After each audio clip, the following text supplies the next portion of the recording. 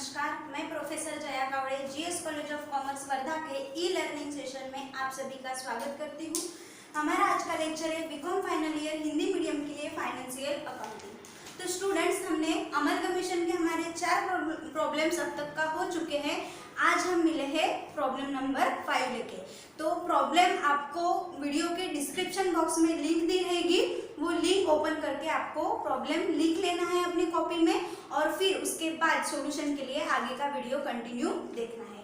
तो जैसे कि आपके पास अभी प्रॉब्लम है, इस प्रॉब्लम में आपको 2 कंपनियां दी है, अल्फा कंपनी और बीटा कंपनी, और दोनों कंपनियां मिला के एक नई कंपनी फॉर्म हो रही है जिसका नाम है गामा कंपनी। तो अभी आप सोच रहे होंगे कि अल्फा कंपनी और बीटा कंपनी, ये तो हमारा प्रॉब्लम नंबर 1 ही हो गया है। तो प्रॉब्लम नंबर 1 अलग है और आज का प्रॉब्लम नंबर 5 अलग है, सिर्फ इसमें कंपनी के नाम सेम है। जो कंपनियां अमलगमेटेड हो रही है, अल्फा कंपनी और बीटा कंपनी, वहां पे प्रॉब्लम नंबर 1 में अल्फा कंपनी और बीटा कंपनी दोनों मिला के जो नई कंपनी फॉर्म हो रही थी उसका नाम था अल्फा बीटा लिमिटेड। अब इस प्रॉब्लम नंबर 5 में अल्फा कंपनी है, दूसरी बीटा कंपनी है और दोनों कंपनियां मिला के एक नई कंपनी फॉर्म हो रही है जिसका नाम है गामा कंपनी। Clear it? आपको ऐसा लगने को नहीं होना कि पहला प्रॉब्लम भी डबल रिपीट हुआ है, इसलिए आपको क्लियर कर दे रही हूँ कि आज का जो हमारा प्रॉब्लम है वो अल्फा कंपनी और बीटा कंपनी है। दोनों कंपनियां मिला के एक नई कंपनी फॉर्म हो रही है जिसका नाम है गामा कंपनी। तो अभी देखते हैं कि आपको प्रॉब्लम में क्या क्या दिया हुआ है और क्या हमें फाइंड आउट करने के लिए या कैलकुलेट करने के लिए पूछा गया है।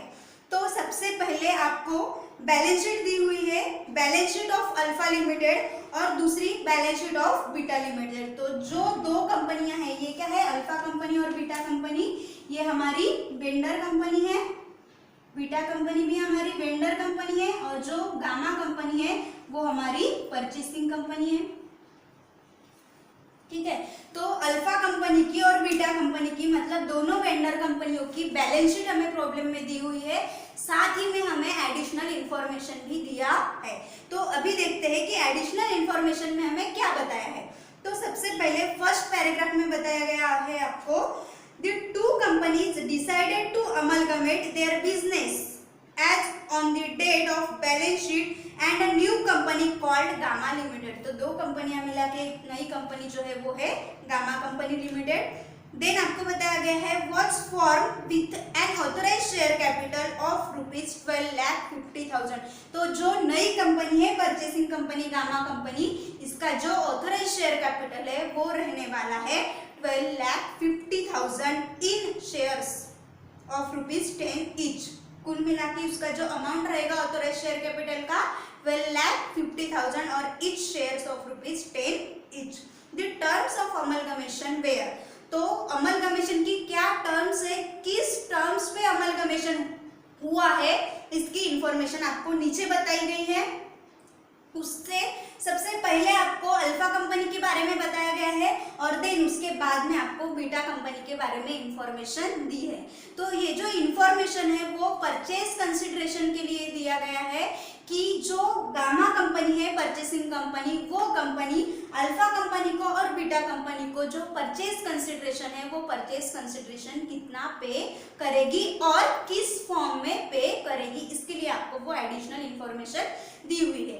तो वो एडिशनल इंफॉर्मेशन जब हम परचेज कंसिडरेशन कैलकुलेट करेंगे तब देखेंगे। फिलहाल हमें ये ध्यान में रखना है कि इस प्रॉब्लम में हमें परचेज कंसिडरेशन ऑलरेडी गिवन है। तो परचेज कंसिडरेशन अगर हमें गिवन है फिर भी हमें नेट असेट्स का कैलकुलेशन एक बार करना है, क्योंकि जो हमारी थर्ड मेथड है परचेज कंसिडरेशन की, उसमें हमें परचेज कंसिडरेशन का मोड ऑफ पेमेंट दिया रहता। जो इस प्रॉब्लम में हमें दिया गया है मोड ऑफ पेमेंट, किस मोड में परचेज कंसिडरेशन का पेमेंट होने वाला है, तो उसी के साथ साथ हमें नेट असेट्स का कैलकुलेशन भी करना पड़ता है। इसीलिए आज के इस प्रॉब्लम में हम जो सबसे पहले नेट असेट्स का कैलकुलेशन करेंगे और उसके बाद परचेज कंसिडरेशन का कैलकुलेट करेंगे। क्या कैलकुलेशन करेंगे, तो लास्ट में आपको पूछा गया है कि क्या करने के लिए कहा है। तो सबसे पहले आपको बताया गया है the new company took over all the assets and liabilities of both the companies. तो जो नई कंपनी है गामा कंपनी, वो all assets and liabilities take over कर रही है। दोनों कंपनियों की all assets and liabilities Gamma company take over कर रही है। तो यहाँ हमें कंफ्यूज होने की जरूरत नहीं है कि नेट असेट्स में हमें कौन सी असेट्स लेना है और कौन सी लायबिलिटी लेना है। तो जो सारी की सारी असेट्स और सारी की सारी लायबिलिटीज नई कंपनी एक्सेप्ट कर रही है। तो जो सभी की सभी असेट्स हमें यहाँ पे नेट असेट्स का कैलकुलेशन करते वक्त लेना है। देन उसके बाद में आपको बताया गया है कैलकुलेट द परचेज कंसिडरेशन। सबसे फर्स्ट आपको कैलकुलेट करने के लिए बोला गया है परचेज कंसिडरेशन। देन आपको पूछा गया है pass the journal entries in the books of new company, मतलब गामा कंपनी की बुक्स में journal entries, and prepare balance sheet after amalgamation. तो आफ्टर अमलगमेशन होने के बाद की बैलेंस शीट, गामा कंपनी की बैलेंस शीट हमें बनानी है। तो इस प्रॉब्लम को हम दो पार्ट में डिवाइड कर देंगे। आज के इस लेक्चर में या इस पार्ट में, पार्ट नंबर 1 है हमारा, इसमें हम नेट असेट्स और परचेज कंसिडरेशन का कैलकुलेशन करेंगे। देन उसके बाद में नेक्स्ट लेक्चर में पार्ट 2 में हम journal entries in the books of gamma company और opening balance sheet in the books of gamma company, ये हम देखेंगे। क्लियर है? तो चलिए हम अभी हमारे आज का जो फर्स्ट पार्ट है जिसमें हम नेट असेट्स और परचेज कंसिडरेशन का कैलकुलेशन करने वाले हैं, वो हम देखते हैं। तो नेट असेट्स का कैलकुलेशन हमें सबसे पहले करना है। तो नेट असेट्स के लिए हमें अल्फा लिमिटेड और बीटा लिमिटेड दोनों कंपनियों की बैलेंस शीट दी हुई है। तो उस बैलेंस शीट में जो असेट्स एंड लायबिलिटीज दी हुई है, वो असेट्स एंड लायबिलिटीज हम नेट असेट्स का कैलकुलेशन करते वक्त ध्यान में लेते हैं। तो सबसे पहले देखेंगे असेट्स टेकन ओवर। तो यहाँ पे हमें देखना है कि परचेसिंग कंपनी ने कौन सी असेट्स टेकन ओवर की है। तो आपको क्वेश्चन में क्लियरली बताया गया है कि all the assets and liabilities are taken over by purchasing company, मतलब परचेसिंग कंपनी ने all assets and liabilities taken over की है। तो हमें यहाँ पे जो सारी की सारी असेट्स है हमारी फिक्टिशियस असेट्स छोड़ के, वो सब असेट्स नेट असेट्स के कैलकुलेशन के लिए लेनी है। तो सबसे पहले हम अल्फा कंपनी की असेट्स ले लेंगे। सबसे पहली असेट्स दी है बैलेंस शीट में हमें गुडविल। तो यहाँ पे देखिए हमें गुडविल लेना है कि नहीं लेना है। तो गुडविल के लिए मैंने आपको एक बात बताई थी कि अगर प्रॉब्लम में आपको मोड ऑफ पेमेंट दिया हुआ है, परचेज कंसिडरेशन का मोड ऑफ पेमेंट दिया हुआ है और नेट असेट्स के थ्रू हम परचेज कंसिडरेशन कैलकुलेट कर रहे हैं, तो यहाँ पे गुडविल नेट असेट्स का कैलकुलेशन करते वक्त हम गुडविल को नहीं लेते, क्योंकि यहाँ पे हमें परचेज कंसिडरेशन का मोड ऑफ पेमेंट या फिर परचेज कंसिडरेशन डायरेक्टली दिया हुआ है और वो किस मोड में पे हो रहा है वो भी हमें डायरेक्टली दिया हुआ है। इसीलिए हम नेट असेट्स का कैलकुलेशन करते वक्त यहाँ पे असेट्स टेकन ओवर में गुडविल नहीं लेंगे। क्लियर है? अल्फा कंपनी के बारे में भी वैसा ही है और बीटा कंपनी के बारे में भी वैसा ही है। गुडविल हम नेट असेट्स का कैलकुलेशन करते वक्त नहीं लेंगे। क्लियर है? देन उसके बाद है फ्री होल्ड प्रॉपर्टी। तो यहाँ पे असेट्स टेकन ओवर में आएगा फ्री होल्ड प्रॉपर्टी। तो free hold property, alpha limited की फ्री होल्ड प्रॉपर्टी की अमाउंट है ₹2 लाख और बीटा लिमिटेड के फ्री होल्ड प्रॉपर्टी की अमाउंट है हमारी ₹90,000। अब यहाँ पे जो बैलेंस शीट में हमें वैल्यू दी गई है वो वैल्यू हम यहाँ पे ले रहे हैं। क्यों? क्योंकि हमें असेट्स का रियलाइज्ड वैल्यू दिया हुआ नहीं है, मतलब कि जिस वैल्यू पे परचेसिंग कंपनी ने कौन सी वैल्यू पे वो असेट्स टेकन ओवर की है वो रिवाइज्ड वैल्यू हमें यहाँ पे दिया हुआ नहीं है या अग्रीड वैल्यू हमें यहाँ पे दिया हुआ नहीं है। इस वजह से हम जो बैलेंस शीट में जो अमाउंट होंगी उसी अमाउंट पे, उसी वैल्यू पे हम यहाँ पे सारी की सारी असेट्स और लायबिलिटी लेने वाले हैं। देन नेक्स्ट असेट्स है हमारी मशीनरी। नेक्स्ट हम लिखेंगे मशीनरी की वैल्यू देखेंगे हम। अल्फा लिमिटेड में मशीनरी है 1,75,000 और बीटा लिमिटेड में मशीनरी की वैल्यू है हमारी ₹50,000। 50,000। देन नेक्स्ट है स्टॉक की वैल्यू दी है हमारी अल्फा लिमिटेड में है 3,41,000 और बीटा लिमिटेड में स्टॉक की वैल्यू दी हुई है हमें 81,000। देन नेक्स्ट है डेटर्स। तो डेटर्स की वैल्यू अल्फा लिमिटेड में डेटर्स की वैल्यू है 1,29,250 एंड बीटा लिमिटेड में डेटर्स की वैल्यू दी है हमें 47,500। देन नेक्स्ट अल्फा लिमिटेड में लास्ट असेट्स दी हुई है हमें बैंक।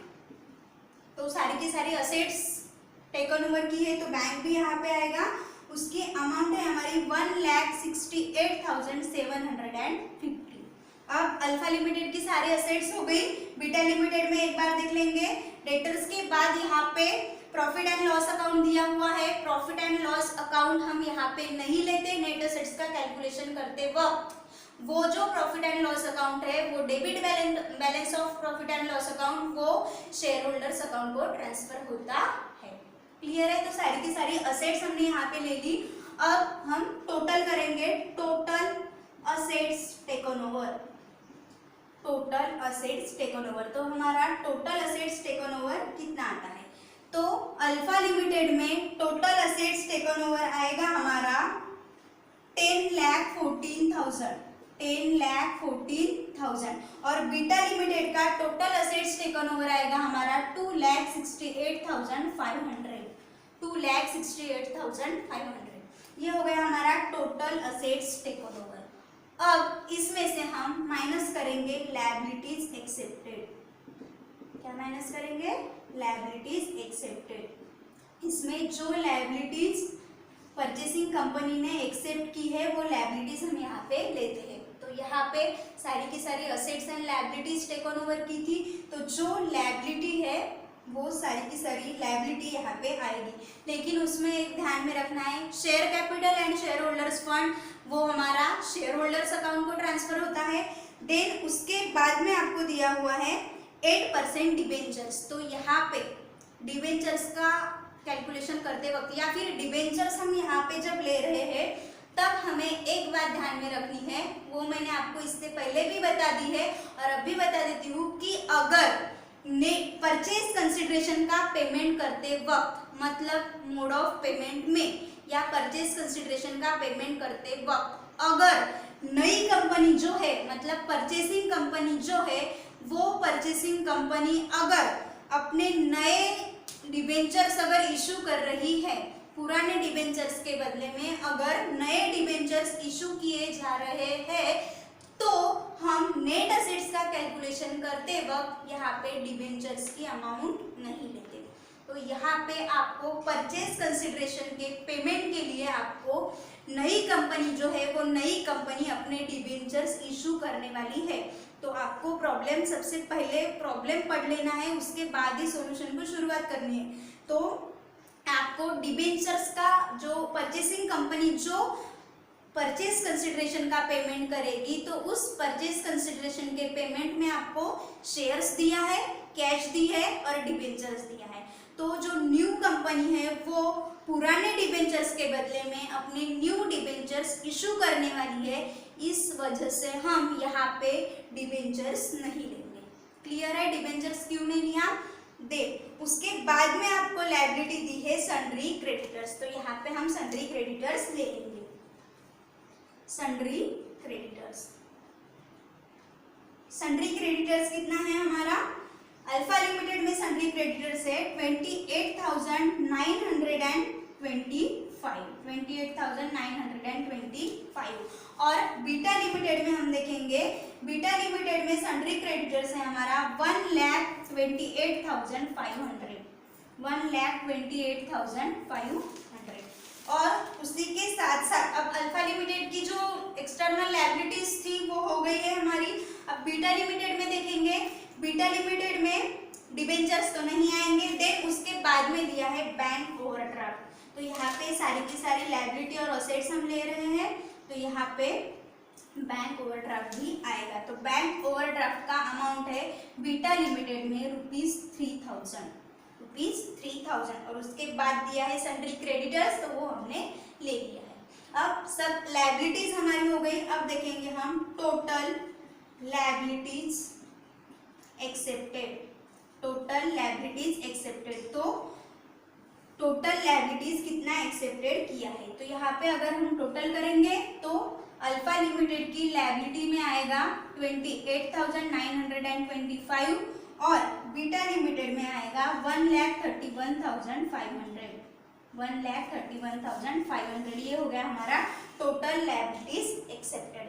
अब हमें निकालना है नेट असेट्स। क्या निकालना है? Net assets. तो नेट असेट्स कैसे निकाली जाती है? Total assets taken over minus total liabilities accepted. तो यहाँ पे ए माइनस बी हो जाएगा। टोटल असेट्स टेकन ओवर में से टोटल लायबिलिटीज एक्सेप्टेड हमें माइनस करना है। तो अल्फा लिमिटेड में टोटल असेट्स टेकन ओवर है हमारी 10,14,000, टोटल लायबिलिटीज एक्सेप्टेड है 28,925। 10,14,000 में से 28,925 अगर माइनस कर देते हैं तो यहाँ पे हमारा अमाउंट बचेगा 9,85,075। 9,85,075। तो ये हुआ हमारा net assets of alpha limited. अब बीटा लिमिटेड में भी टोटल असेट्स टेकन ओवर में से टोटल लायबिलिटीज एक्सेप्टेड माइनस करना है। तो यहाँ पे 2,68,500 में से 1,31,500 माइनस हो जाएंगे। तो यहाँ पे हमारा अमाउंट बचेगा 1,37,000। तो net assets of beta company आया है हमारा 1,37,000। ये हो गया हमारा नेट असेट्स का कैलकुलेशन। आई होप आपको नेट असेट्स का कैलकुलेशन समझ में आया है। Net total assets taken over ली है, उसमें से टोटल लायबिलिटीज एक्सेप्टेड माइनस की है, जो बचा है वो है हमारा नेट असेट्स। अब देखते हैं कि परचेज कंसिडरेशन क्या है। तो परचेज कंसिडरेशन के लिए हमें इंफॉर्मेशन दी गई है। वन बाय वन देखेंगे अल्फा लिमिटेड की और बीटा लिमिटेड की। क्लियर है? तो अल्फा लिमिटेड की इंफॉर्मेशन में आपको दिया गया है। सबसे पहले परचेज कंसिडरेशन देखेंगे हम अल्फा लिमिटेड का, फिर साथ में देख लेंगे अल्फा लिमिटेड, अल्फा और बीटा का साथ में देखेंगे। तो सबसे पहले अल्फा लिमिटेड की इंफॉर्मेशन दी है, उसमें आपको 1 में बताया गया है 6 शेयर्स ऑफ ₹10 ईच। आपको ध्यान रख के पढ़ना है और समझना है और उसके बाद उसकी ट्रीटमेंट करनी है। क्लियर है? सबसे पहले आपको बताया गया है 6 shares of ₹10 each fully paid in new company. New company के 6 shares in exchange for 5 shares in alpha limited. तो इसका मतलब क्या है कि जो अल्फा लिमिटेड के जो 5 शेयर्स है उसके बदले में बीटा लिमिटेड के 6 शेयर्स दिए जाएंगे। क्लियर है? अल्फा लिमिटेड के कितने शेयर्स रहेंगे? यहाँ पे लिखेंगे हम shares in gamma company. Shares in gamma company. तो गामा कंपनी में अल्फा कंपनी को 5 शेयर्स के बदले में कितने शेयर्स देंगे हम? 6 शेयर्स। क्या बताया गया है आपको? 6 शेयर्स इन न्यू कंपनी। तो न्यू कंपनी के कितने शेयर्स? 6 शेयर्स। और किसके बदले में? तो जो अपनी वेंडर कंपनी है अल्फा कंपनी, उसके 5 शेयर्स। तो 5:6 हो जाएगा। 5 शेयर्स के बदले में कितने शेयर्स दिए जाने वाले हैं? 6 शेयर्स दिए जाने वाले हैं। तो टोटल हमें लेना है कि यहाँ पे टोटल शेयर्स गामा कंपनी के टोटल कितने शेयर्स दिए जाएंगे। तो यहाँ पे हम देखेंगे कि जो अल्फा कंपनी है उसके टोटल शेयर्स कितने हैं। तो यहाँ पे अल्फा कंपनी के बैलेंस शीट में हम देखेंगे, अल्फा कंपनी के बैलेंस शीट में शेयर कैपिटल आपको दिया हुआ है 7,50,000। शेयर कैपिटल है 7,50,000 और ब्रैकेट में आपको बताया गया है शेयर्स ऑफ ₹10 फुल्ली पेड। तो एक शेयर्स कितने का है हमारा? 10 रुपीज का। तो टोटल कुल मिला के अल्फा कंपनी लिमिटेड के शेयर्स कितने हो जाएंगे? तो शेयर्स होंगे उसके 75,000। 7,50,000 शेयर कैपिटल है, उससे अगर हम फेस वैल्यू से अगर डिवाइड कर देंगे, शेयर की प्राइस से अगर हम डिवाइड कर देंगे तो यहाँ पे टोटल शेयर्स आएंगे हमारे 75,000। तो अल्फा लिमिटेड के शेयर्स कितने आए हैं हमारे 75,000। अब जो गामा कंपनी है वो गामा कंपनी 5 शेयर्स के बदले में 6 शेयर्स देने वाली है। तो हम देखेंगे कि यहाँ पे 5 शेयर्स मतलब यहाँ पे 75,000 शेयर्स के बदले में गामा कंपनी लिमिटेड के कितने शेयर्स दिए जाएंगे। तो यहाँ पे हमें क्रॉस मल्टीप्लिकेशन करना पड़ेगा, 75,000 मल्टीप्लाई बाय 6 डिवाइडेड बाय 5। तो गामा कंपनी के कितने शेयर्स हमें मिलेंगे। तो यहाँ पे अगर हम क्रॉस मल्टीप्लिकेशन करेंगे 75,000 मल्टीप्लाई बाय 6 डिवाइडेड बाय 5 अगर हम करेंगे तो यहाँ पे अमाउंट हमारा निकल के आएगा वो है 90,000। तो यहाँ पे कितने शेयर्स दिए जाने वाले हैं 90,000। तो 90,000 शेयर्स और एक शेयर की प्राइस कितनी है हमारी ₹10 फुल्ली पेड। तो यहाँ पे 90,000 शेयर्स ऑफ ₹10 ईच। तो यहाँ पे हमारा कैपिटल बन जाएगा, मतलब शेयर्स के फॉर्म में कितनी अमाउंट दी जाने वाली है। तो 90,000 शेयर्स मल्टीप्लाई बाय 10। तो यहाँ पे हमारा जो शेयर्स के फॉर्म में परचेज कंसिडरेशन आएगा वो रहेगा हमारा ₹9 लाख। क्लियर है। देन उसके बाद में आपको बताया गया है कि जो नई कंपनी है वो उसी के आगे जो फर्स्ट पॉइंट था हमारा, फर्स्ट पॉइंट में हमें शेयर्स की इंफॉर्मेशन दी थी और उसी के आगे एंड ₹5,000 इन कैश। तो कैश के फॉर्म में ₹5,000 मिलने वाले नहीं। तो कैश के फॉर्म में कितना अमाउंट मिलने वाला है ₹5,000। फर्स्ट पॉइंट क्लियर हो गया, शेयर्स और कैश की इंफॉर्मेशन वहां हमें बताई गई थी। अब सेकंड पॉइंट हम देखेंगे दी डिबेंचर होल्डर्स। तो थर्ड पॉइंट क्या रहेगा हमारा डिबेंचर्स क्या दिए जाएंगे, नई कंपनी के डिबेंचर्स इन गामा कंपनी लिमिटेड। तो गामा कंपनी के डिबेंचर्स अब कितने दिए जाएंगे उसकी इंफॉर्मेशन हमें दी गई है। तो यहाँ पे देखते हैं the debenture holders were to be allotted such debentures in the new company। तो डिबेंचर होल्डर्स को, जो पुराने डिबेंचर होल्डर्स थे हमारे, उनको नए डिबेंचर्स दिए जाएंगे न्यू कंपनी के।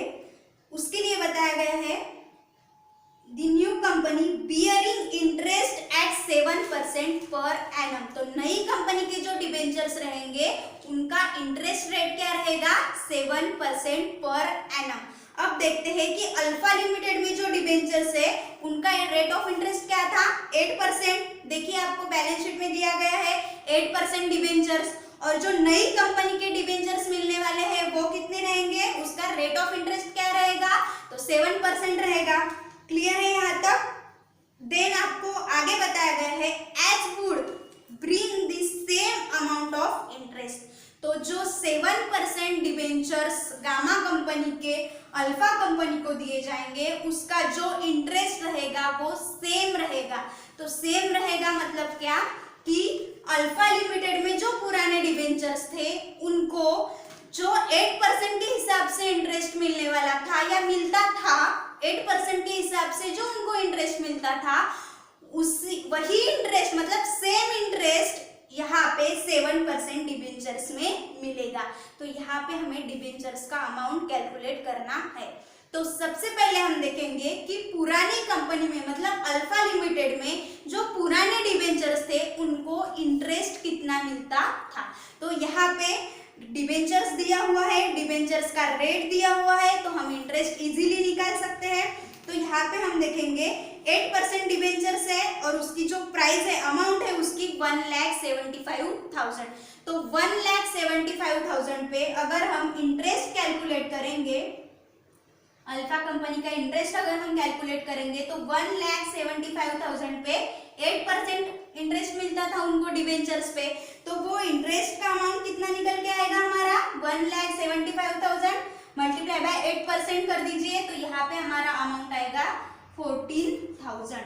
कितना आया है हमारा अमाउंट 14,000। तो अब देखते हैं कि जो गामा कंपनी है वो अपने नए डिबेंचर्स इशू करने वाली है, उसका रेट ऑफ इंटरेस्ट क्या रहने वाला है 7%। रेट ऑफ इंटरेस्ट क्या रहने वाला है 7%, और उसकी जो इंटरेस्ट की अमाउंट है वो इंटरेस्ट की अमाउंट सेम रहेगी जो इंटरेस्ट उनको प्रीवियस मिलता था, मतलब पहले मिलता था, वही सेम इंटरेस्ट का अमाउंट अभी भी मिलेगा। तो यहाँ पे इंटरेस्ट कितना मिलेगा उनको 14,000। इंटरेस्ट क्या है, सेम है, सिर्फ यहाँ पे percentage of rate of interest change हुआ है। पहले 8% था डिबेंचर्स का, अब रेट ऑफ इंटरेस्ट जो है वो 7% है। तो यहाँ पे 7% इंटरेस्ट 14,000 है, तो यहाँ पे डिबेंचर्स की वैल्यू हम निकाल सकते हैं। तो डिबेंचर्स की वैल्यू कैसे निकालेंगे, ये जो इंटरेस्ट निकल के आता है वो किस पे लेते हैं, हम डिबेंचर्स की वैल्यू पे लेते हैं। तो यहाँ पे 7% इंटरेस्ट की अमाउंट दी है, तो 100% हम निकाल सकते हैं। 100% क्या बन जाएगा, हमारा डिबेंचर्स का अमाउंट बन जाएगा। जो 100% यहाँ पे निकल के आएगा उसी पे 7% हम इंटरेस्ट देंगे, बराबर है। तो यहाँ पे हम क्रॉस मल्टीप्लिकेशन करेंगे।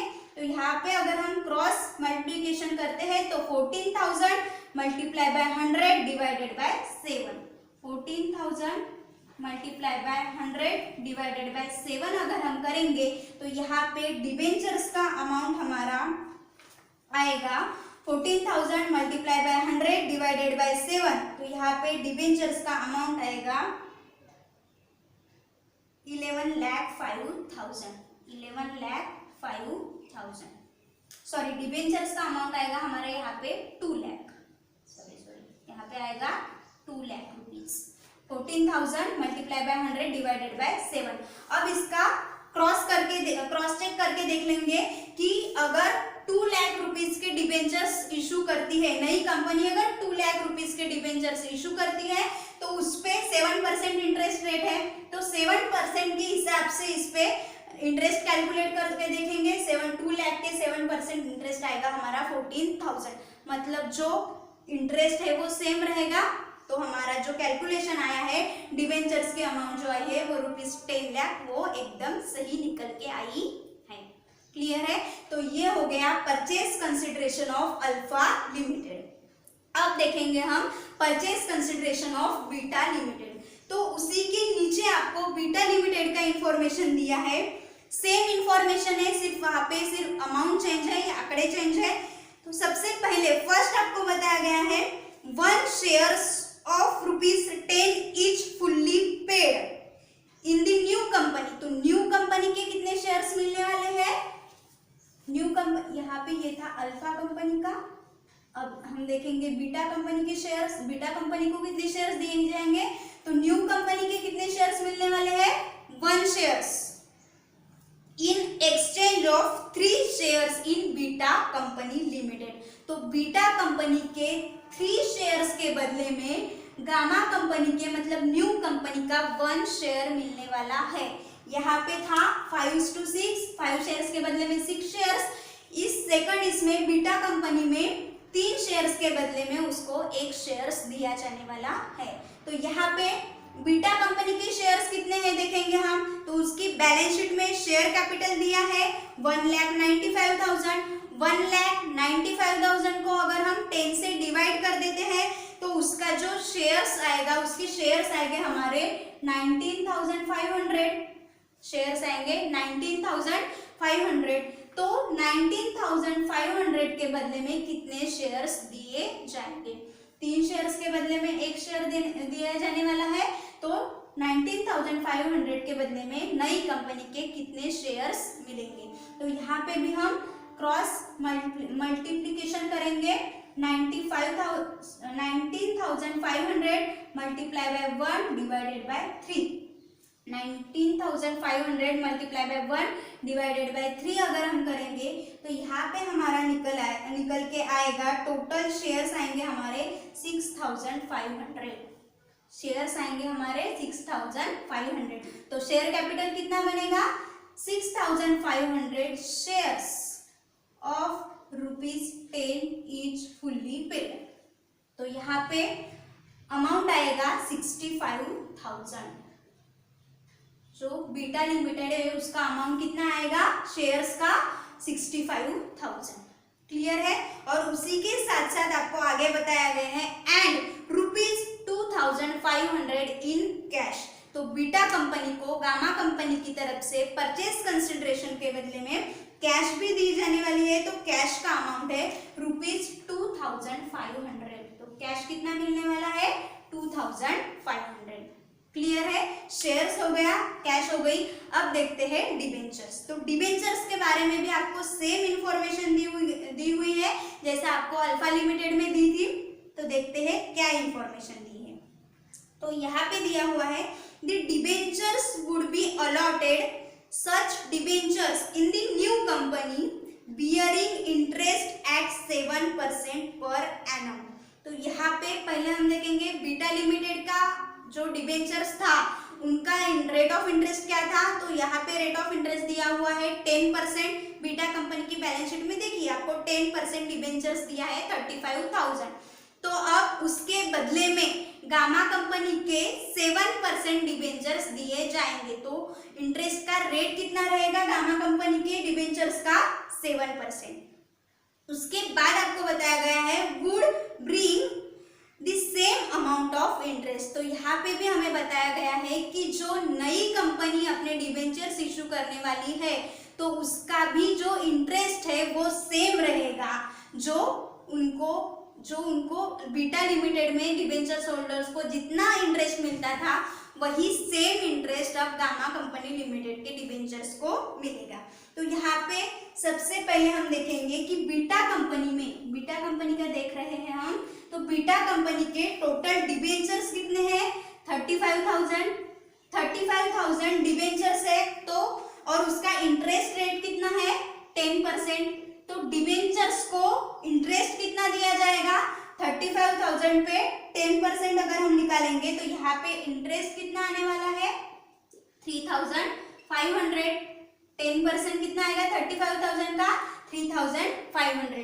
तो उनको मतलब बीटा कंपनी लिमिटेड के डिबेंचर्स थे उनको इंटरेस्ट कितना मिलता था? 3,500। तो अब देखेंगे हम अब जो डिबेंचर्स गामा कंपनी इशू करने वाली है उसका इंटरेस्ट रेट कितना है? 7%। तो 7% के हिसाब से अगर हम उनको डिबेंचर्स देते हैं तो उनका जो इंटरेस्ट है वो इंटरेस्ट सेम रहेगा। तो 7% डिबेंचर्स अगर हम इशू करते हैं तो इंटरेस्ट कितना मिलेगा? 3,500। क्लियर है? 7% अमाउंट आया है हमारा 3,500। तो यहाँ पे 100% का कैलकुलेशन हम कर सकते हैं। 100% का कैलकुलेशन कैसे करेंगे? पुनः वंस अगेन क्रॉस मल्टीप्लिकेशन करेंगे। 3,500 मल्टीप्लाई बाय 100 डिवाइडेड बाय 7। 7% 3,500 है तो 100% कितना रहेगा? तो यहाँ पे हमारा डिबेंचर्स का अमाउंट आएगा 3,500 मल्टीप्लाई बाय 100 डिवाइडेड बाय 7 अगर हम करेंगे तो यहाँ पे हमारा डिबेंचर्स का अमाउंट निकल के आएगा 50,000। कितना आएगा? 50,000।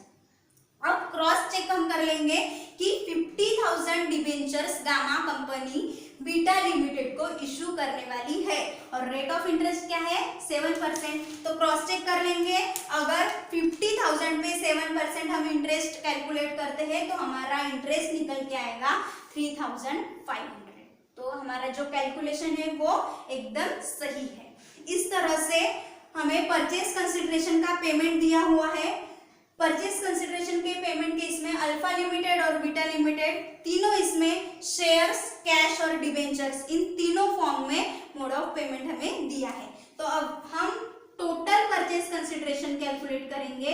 Total purchase consideration alpha limited का 9 लाख के शेयर्स, 5,000 कैश और 2 लाख के डिबेंचर्स। तो ऐसा कुल मिला के यहाँ पे हमारा परचेज कंसिडरेशन बनेगा 11,05,000।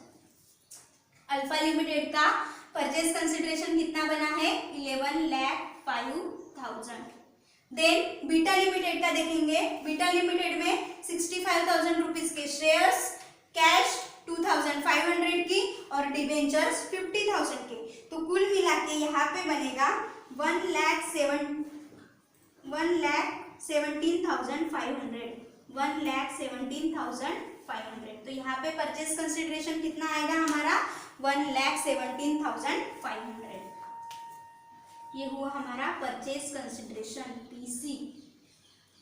अब हम देखते हैं कि जब हमें नेट असेट्स दिया हुआ रहता है, नेट असेट्स हम कैलकुलेट करते हैं और परचेज कंसिडरेशन कैलकुलेट करते हैं, तो हमारा जब परचेज कंसिडरेशन और नेट असेट्स में हमें कंपैरिजन करना है, तो जब हम कंपैरिजन करेंगे अल्फा लिमिटेड के नेट असेट्स का अल्फा लिमिटेड के परचेज कंसिडरेशन से अगर हम कंपैरिजन करेंगे, तो यहाँ पे अल्फा लिमिटेड का परचेज कंसिडरेशन कितना आया है 11,05,000, नेट असेट्स कितना है अल्फा लिमिटेड का 9,85,075। तो यहाँ पे हम देखेंगे नेट असेट्स ज्यादा है या परचेज कंसिडरेशन ज्यादा है, कौन ज्यादा है। तो यहाँ पे अगर हम कंपैरिजन करेंगे तो नेट असेट्स की तुलना में परचेज कंसिडरेशन ज्यादा है, मतलब गामा कंपनी जो है वो अल्फा कंपनी को एक्स्ट्रा अमाउंट देने वाली है, तो वो जो एक्स्ट्रा अमाउंट देती है वो एक्स्ट्रा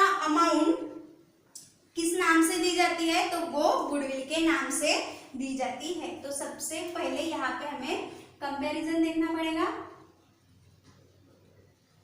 कंपैरिजन सबसे पहले अल्फा लिमिटेड का हम कंपैरिजन देखते हैं। अल्फा लिमिटेड में नेट असेट्स और परचेज कंसिडरेशन में कंपैरिजन हमें करना है, तो यहाँ पे नेट असेट्स कम है और परचेज कंसिडरेशन हमारा ज्यादा है, तो परचेज कंसिडरेशन ज्यादा है, नेट असेट्स कम है, तो यहाँ पे परचेज कंसिडरेशन में से माइनस हो जाएगा net assets, PC minus net assets अगर हम करते हैं तो यहाँ पे हमारा निकल के आता है गुडविल। तो गुडविल का अमाउंट कितना आएगा, goodwill is equal to PC purchase consideration, PC minus net asset. तो परचेज कंसिडरेशन कितना आया है हमारा 11,05,000, 11,05,000 माइनस नेट असेट्स कितना है अल्फा लिमिटेड का 9,85,000 एंड 75, 9,85,075। अगर हम पीसी में से नेट असेट्स माइनस कर देंगे तो यहाँ पे हमारा अमाउंट आएगा 1,19,925, 1,19,925। तो ये आया है हमारा गुडविल का अमाउंट।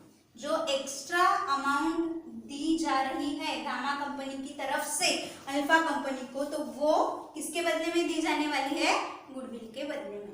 क्लियर है। अब देखते हैं बीटा कंपनी का। बीटा कंपनी में कंपैरिजन हम देखेंगे। बीटा कंपनी का परचेज कंसिडरेशन कितना आया है हमारा 1,17,500 और बीटा कंपनी का नेट असेट्स कितना है हमारा 1,37,000। तो यहाँ पे अगर हम कंपैरिजन करते हैं तो यहाँ पे हमें ये दिखता है कि जो नेट असेट्स है वो नेट असेट्स ज्यादा है परचेज कंसिडरेशन की तुलना में। तो नेट असेट्स ज्यादा है, परचेज कंसिडरेशन कम है, तो यहाँ पे नेट असेट्स ज्यादा है, पीसी कम है। तो नेट असेट्स अगर ज्यादा रहा और पीसी कम रहा तो हमारा यहाँ पे निकल के आता है कैपिटल रिजर्व। जो डिफरेंस रहता है उसे कहते हैं हम कैपिटल रिजर्व। तो capital reserve is equal to net assets minus PC, net assets minus PC. तो नेट असेट्स कितना है हमारा 1,37,000, देन माइनस हम करेंगे परचेज कंसिडरेशन 1,17,500। तो यहाँ पे अमाउंट रहेगा हमारा नेट असेट्स में से पीसी हम माइनस करेंगे 1,37,000 में से 1,17,500 अगर हम माइनस करते हैं तो यहाँ पे हमारा अमाउंट बचता है 19,500। तो ये है हमारा कैपिटल रिजर्व। कैपिटल रिजर्व अगर हमें ज्यादा की अमाउंट मिल रही है तो उसे हम क्या कहते हैं, गुडविल, और कम अमाउंट मिल रही है तो उसे कहते हैं हम कैपिटल रिजर्व। समझ में आया है गुडविल और कैपिटल रिजर्व कैसे निकाला गया है हमने गुडविल और कैपिटल रिजर्व। तो परचेज कंसिडरेशन और नेट असेट्स का कंपैरिजन करके। तो अब यहाँ पे देखिए, यहाँ पे गुडविल हमारा निकल के आया है, इसी वजह से हमने यहाँ पे परचेज कंसिडरेशन का कैलकुलेशन करते वक्त गुडविल को नहीं लिया, क्योंकि जो एक्स्ट्रा अमाउंट दी जाने वाली है वो गुडविल की फॉर्म में दी जाने वाली है, इसलिए हमने वहाँ पे गुडविल नहीं लिया है। तो आई होप आपको ये प्रॉब्लम, मतलब जो 5वें प्रॉब्लम का फर्स्ट पार्ट था वो समझ में आ गया है। फर्स्ट पार्ट में हमने क्या देखा है, नेट असेट्स कैलकुलेट की है, परचेज कंसिडरेशन कैलकुलेट किया है और दोनों का कंपैरिजन करके जो गुडविल और कैपिटल रिजर्व का अमाउंट हमारा निकल के आएगा वो हमने कैलकुलेट किया है। अब नेक्स्ट लेक्चर में इसी प्रॉब्लम का सेकंड पार्ट हम देखेंगे, journal entries in the books of gamma company मतलब न्यू कंपनी और opening balance sheet in the books of gamma company. Next फिर मिलते हैं नेक्स्ट लेक्चर में, तब तक के लिए धन्यवाद।